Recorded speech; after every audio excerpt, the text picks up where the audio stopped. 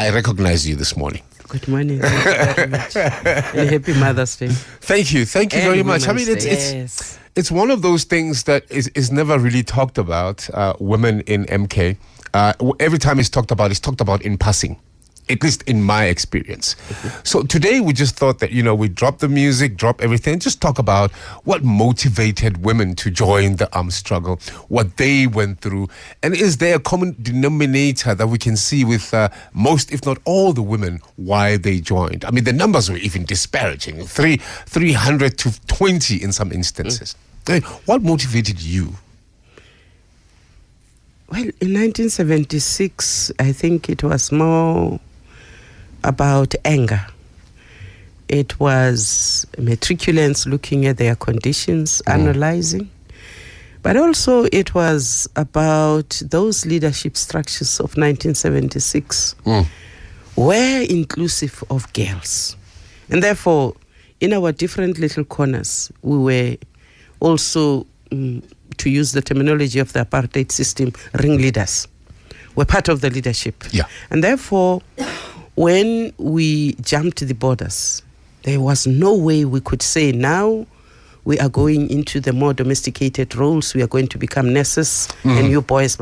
We decided we led youngsters were hurt, youngsters were incarcerated. We're going to fight. We're going to fight because we're leaders. We're going to fight because in as much as the young men's futures were dark, ours were even darker. Yes. So I think what usually motivates women to go up and take up arms is when you have seen what has happened in the streets. It is when you have read and seen images of youngsters, of children suffering. It is when you have looked at your mother's face and remembered your grandmother's hands that you decide, I'm not going to end up like this. I'm going to do something about this. But your foray did not start out of nowhere. There was a bit of activism in your house anyway when you're growing up. It just didn't happen. Yes. No, there was. My father was involved. My mother was trying to keep the family together. And then, of course, Mangope happened with the introduction of Buputetswana in my time. I left at the time when it was still Puso Tsorakganelo, which we were rejecting as youngsters. There was also the fact that my mother was a very strong women's activist. I had been raped at a tender age, and all those things came together. And perhaps, even though I was a good student, to self-select into MK was to deal with all the matters. The easy way out would have been to go to school.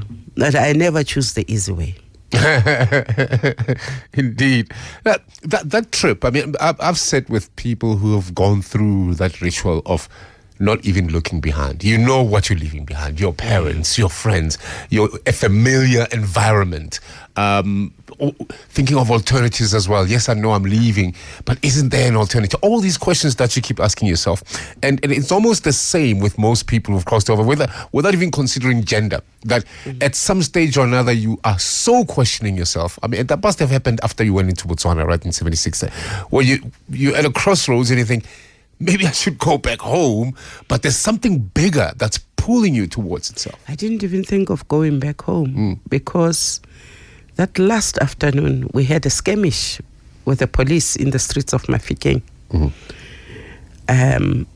We really were hurting. So we started walking into Botswana. When around 6 we jumped the fence because we got lost in the dark. The SADF was firing at us across the borderlines. Sure. So for me, from jumping to being arrested for illegal entry into Botswana, there was no time to think of going back to South Africa. All right. My resolve was, hey, better get this training and come back. And of course, in our young minds, we thought within 6 months we will be fighting in the streets of South Africa. That was not to be. When you arrived in Angola, as we fast forward, and by the way, this is Kaya FM 95.9. We're talking to chairperson of the National Council of Provinces, but not in that capacity. But it's a title that she bears, Thandi Modise. When you land in Angola, what did you see? What did you look for familiarity at all, or the past was the past? Now you needed to focus on where you were. Let me take you from the time we get out of the Sorowe prison and we meet up. Suddenly, the girl from Vryburg realizes I've got to learn to speak Xhosa and Sizulu. All right. I'm not going to survive. And you speak Bowas. And suddenly you realize there are vendors and Tsongas too. Mm-hmm. It's not just English Africans and Setswana that's going to get you by. So, and as we get out and get to Tanzania, suddenly you realize I need to know even more about other people other than just. And you then get the preparation from the ANC about politics. You get to Angola, you are shocked. You are shocked by the impact of war. Because that's all that people were surviving the war. There was no food, there were no shops. Sure. You would wake up in the morning and go to the market to scrounge for what would be eaten. And you would find a few shriveled sweet potatoes and bowls there. What I always find for me moving, and why I think that Africa and South Africa cannot let Africa down, is the fact that when the Angolans had nothing, they still managed to feed us and to talk and protect us. When the Mozambicans had nothing, they still managed to feed us and to look after us. And so we owe it to the continent, we owe it to the diaspora to perhaps continue on the mission for which the African National Congress and for Umkhonto weSizwe was established. That was not just to go and kill people of other races. It was to get in there and get busy transforming lives for the better. And that is the agenda that I think more and more former MK women were busying ourselves with. Have we done what we were supposed to do? Were all those sacrifices for good? We met people, we were all different ages. We spoke different languages. We had to entertain ourselves because otherwise it was very depressing. The food was lousy. It was terrible. But the morale was great because we realized that there were more and more of us who were determined to bring down the apartheid system. Yes. Life in the camps. You said earlier on, which I found very interesting, by the way, is that you didn't cross the border so you could be a mother, a nurse, or someone's psychiatrist. You were there as a soldier and you understood it for what it was. But with the ratio so crazy, obviously, male to female ratio, obviously, you try even harder because you still have patriarchy. I mean, this was back then. So the male chauvinists and the patriarchy, and this is the army, even triple worse. Must have been horrible. It was. It was interesting sometimes. I mean, we had incidents where some people remember when people were recruiting in 1976. They picked up people even from the parks. Some of them grew to be good generals. Some of them, it was very difficult to take the thug out of the Yes. Yeah. And some of those characters actually thought that women were there for their entertainment. And it became a duty to pull them with us. And I must say that MK men were good.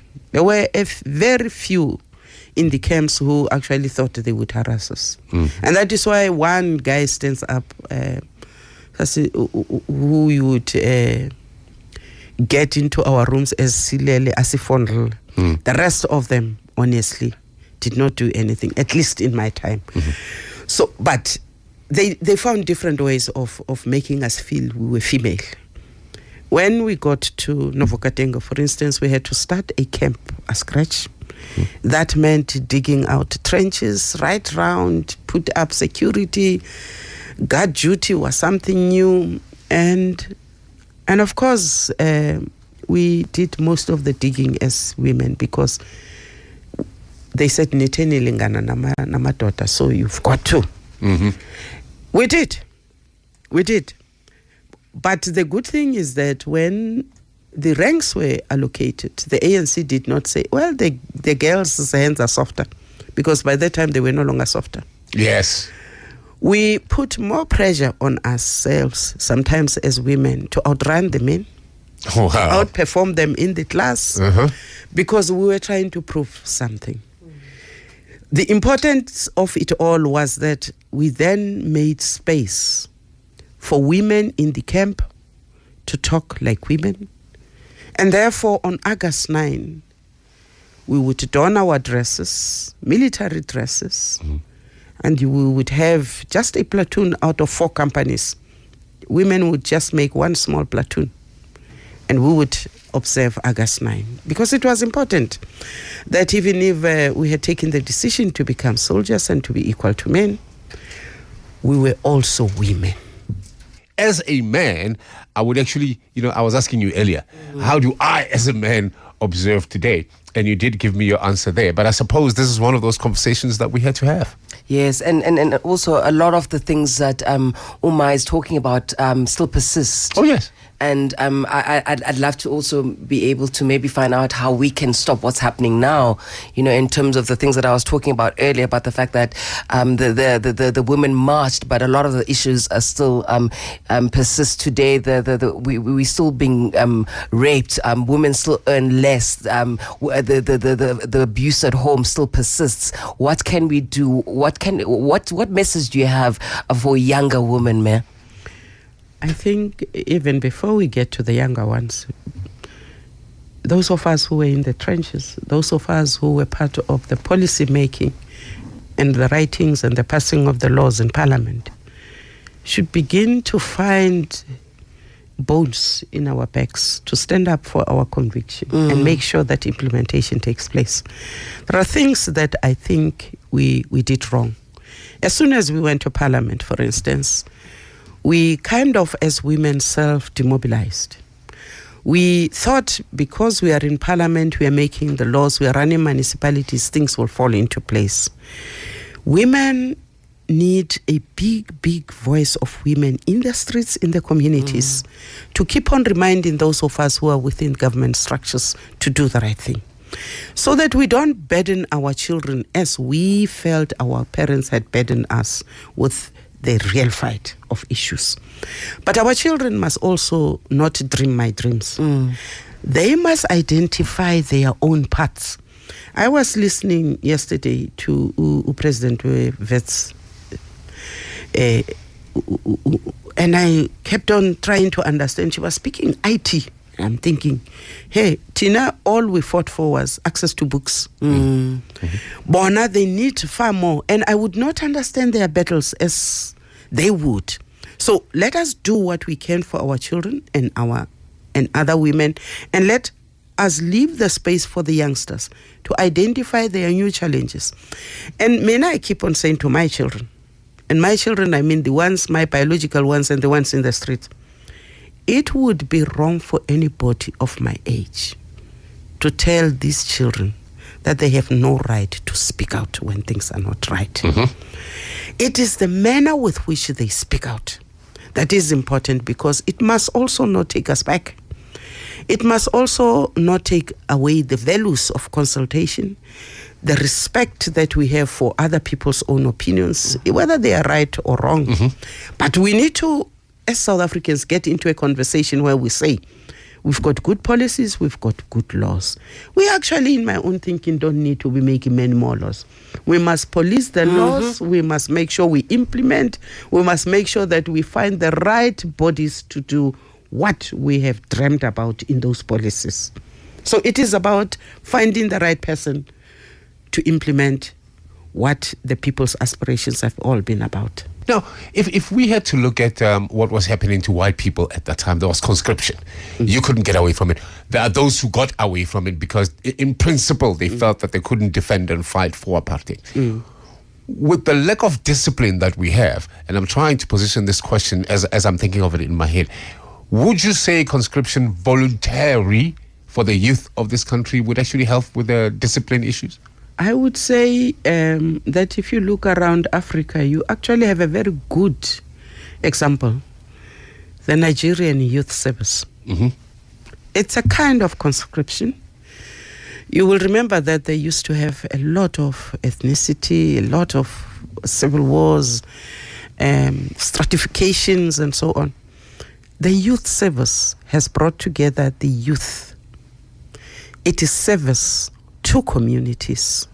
It forces them to learn each other's languages and cultures. Mm-hmm. But it also forces the young people into service to the nation.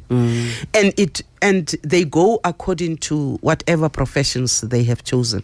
And for me, if you start looking at youth service in that regard, it is akin to the conscription that we might want to look at.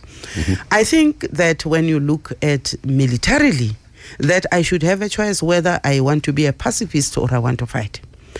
But I think to bring back conscription in the old way would be very wrong. Mm. But create space where our children can go in there, train, know one another, respect, but grow. It's great for discipline as well. And we'll get rid of all the loiterers. I want to ask you, Ma, I mean, I'm sitting next to you and you're just absolutely amazing. And I'm trying to find out, where do you get the power to be so calm after everything's happened to you? I mean, you were imprisoned for a very, very long time. Today you are sitting here with this power. You are not feeling sorry for yourself. Where do you get that from? Well, age. But you could be some bitter old woman, but you're not. No, age mellows you. Remember the ANC's consultative conference after the talks were falling apart? And at that time, I was one of the rough ones. Let's go back to the bush. I had a little baby on the back. I was prepared to go back. But as you age, you realize that, in fact, it is better to engage more in dialogue.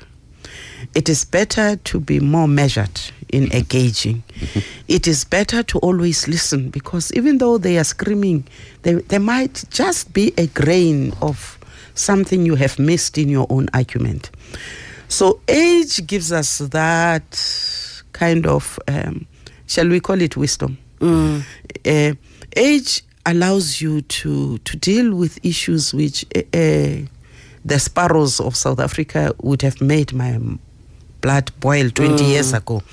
And I think that if we talked less and listened more as South Africans, if we went out more to those who are unable to do for themselves, if we listened to our children's arguments better, we would actually find that the different generations are not clashing as much as they are today in South Africa. When you're standing there in Parliament and a young upstart calls you by your first name, and we know who we're talking about here, it must pinch a little bit, and you must actually even be thinking, it's true, but it's even worse. We look at the child who's misbehaving, we see the mother. We hardly ever see the fathers, because in terms of the apartheid systems, the fathers, poor things, were always away from home. So it reflects very badly, not only on the parentage of this person, it reflects very badly on the continent, because we represent South Africa in a number of institutions. And sometimes when you get into a meeting, the speakers of other countries say, we don't know what we would have done had we been put in your position. And we have learned to talk to them. I usually have a session, talk to people outside the house and say, it's not just about whatever. Sometimes it is also affecting how the public will look at their own parties. Indeed. Because yes, South Africa is where everybody is getting impatient, service delivery, etc., etc. But South Africa is also looking at where the population is, and the large majority of us are people who are aging. We do want to be respected. But it also must talk to us, those who are older. Because sometimes if you don't respect wana ka se go tlhomphe. Indeed. So we're trying to balance things up to say, respect our space, we will respect your right to say what you need to say. Only choose your words, because we might end up drifting as South Africa into a country which actually has no values. We talk loose, we talk rough, we do funny things. That would be so sad. That will be very sad. We've talked about it as women, especially from Gauteng. When I came out of jail, one of my preoccupations was just that it was one of the areas I had blocked out. We actually struggled ourselves. We had to find whatever to use in those times. And you couldn't miss a day's training because you were having your periods. It would have been one of the things that would have buried us as forever in those camps if we had said, because I'm having my period, I can't run and I can't go to class. So we made do. Rags, which we washed later. Toilet paper, if there was some to be gotten. But I must also say that you had a Matambo sitting in London, who now and then managed to scrape up and to send something to us. Most of the time, not enough, but just enough to remind us that whatever it is that we had chosen to do, we still remained female and women. And then I also heard that you wore similar underwear to the men. Yes, the USSR at that time and East Germany used to send clothes to the ANC, Umpando, and there were no women's underwear there. So all of us ended up wearing the blue swimming trunks of the main Base Russia. And when you have done your washing, you had to sit there in the sun and watch your stuff in case somebody who has not washed theirs properly, takes yours. It was a joke in MK because the more you washed them, the more the color went. So the newer ones tended to disappear faster from the little bushes where we threw them to hang. Survival of the fittest. It was. Survival of the fittest. The saddest thing is that it still persists. It still persists. What it did to us was to bring us together as a family. The same kind of suffering, whether you were male or female, it brought us together. And that is why when the military camp was attacked, when we were poisoned, that you tended to forget you were male or female. We ran to each other's rescue. We were family. When others thought they were dying, they were giving us the last messages to families. We were not supposed to know exactly who was who. But when people thought they were dying, they gave us addresses. But carry on my fight. So suffering should bring people together. Crisis should create new opportunities. These are not things that should make us suffer. But in new South Africa, democratic South Africa, we should really take up the spear, sikagugu, and find those paths for young girls, for young women, so that they can go and do what they want to do in this world.